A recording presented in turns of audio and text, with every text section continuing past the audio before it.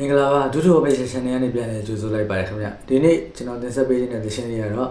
အဆိုရင်ကိုတီဆိုထားတဲ့ပန်းလေးတစ်ပွင့်ဆိုတဲ့သရှင်ဖြစ်ပါတယ်ဒီသရှင်မှာတော့ကိုက3ကော့ပဲပါဝင်နေပေါ့နော် GACAD ရဲ့3ကော့ပဲပါဝင်တာဖြစ်ပါတယ်ဒီသရှင်ရဲ့လက်ခတ်လေးကတော့ဟိုနေ့ကကျွန်တော်တို့တီးခဲ့တဲ့ Country Folk ဆိုတဲ့လက်ခတ်လေးဖြစ်ပါတယ်ခင်ဗျသူက1 2 3 and 4ရှိတာပေါ့နော် Country Folk လက်ခတ်လေးကိုပြန်ပြောရမယ်ဆိုရင်ကျွန်တော်တို့ G တပါးတီးမယ်ဆိုရင်ကျွန်တော်တို့ကသူ့လက်ခတ်ရဲ့နှစ်ခါတီးရမှာပေါ့နော်1 2 3 and 4နောက်တစ်ခါ1 2 3 and 4နှစ်ခါတီးရမှာဖြစ်ပါတယ်1ဆိုရင်ပေါ်ကျိုးတွေပဲတီးရမယ်2ဆိုရင်6ကျိုးလုံးတီးရမယ်3 and ဆိုရင်ချပဲ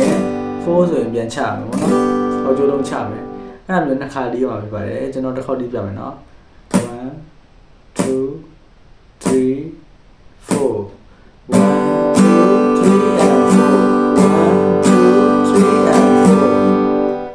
ဟုတ်ပါပြီဒီတစ်ခါကတော့ကျွန်တော် half bar လေးတီးပြမယ်ပေါ့နော် G နဲ့ D နဲ့ half bar တီးပြပါမယ် G နဲ့ D နဲ့ half bar တီးမယ်ဆိုတော့ကျွန်တော်တို့က G မှာ1 2 3 and 4တီးပြီးလို့ရှိရင် D ကို1 2 3 and 4ပြောင်းမယ်ပေါ့နော်အဲ့ဒါမျိုးတီးရမှာဖြစ်ပါတယ်ဆိုတော့ကျွန်တော်တစ်ခေါက်တီးပြမယ်နော်1 2 3 4 1 2 3 and 4 1 2 3 and 4ဟုတ်ပြီမိတ်ဆွေတို့ဘောပေါက်မယ်လို့မျှော်လင့်ပါတယ်အရင်နေ့ကလည်းကျွန်တော်တို့ဒီ Country Folk လက်ခတ်လေးနဲ့သရှင်နှစ်ပုတ်တောင်တီးပြီးပြီဆိုတော့ဒီနေ့တော့ကျွန်တော်သရှင်ရဲ့တန်ဖိုးမလျှော့တော့ဘူးเนาะပုံမှန်တိုင်းပဲတီးလိုက်ပါမယ်သရှင်ရဲ့ကော့တွေကလည်းလွယ်ကူတယ်ပေါ့နော် GCD ပဲပါတယ်ဆိုတော့ဒါကြောင့်မလို့ကျွန်တော်လည်းဒီတခါလေးလိုက်တီးလိုက်အောင်เนาะ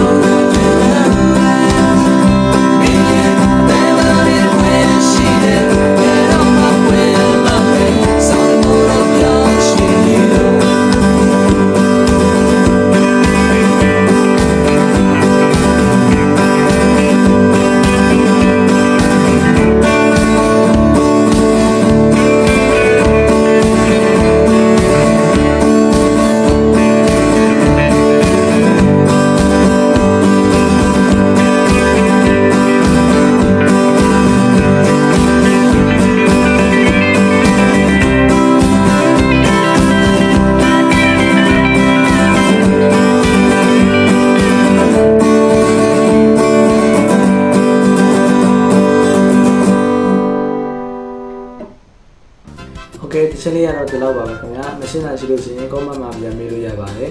ကျွန်တော်နောက်ဗီဒီယိုကြရင်စင်းသစ်လေးတစ်ပုံနဲ့ပြန်လာခဲ့ပါမယ်အားလုံးပဲ thank you ပါခင်ဗျာ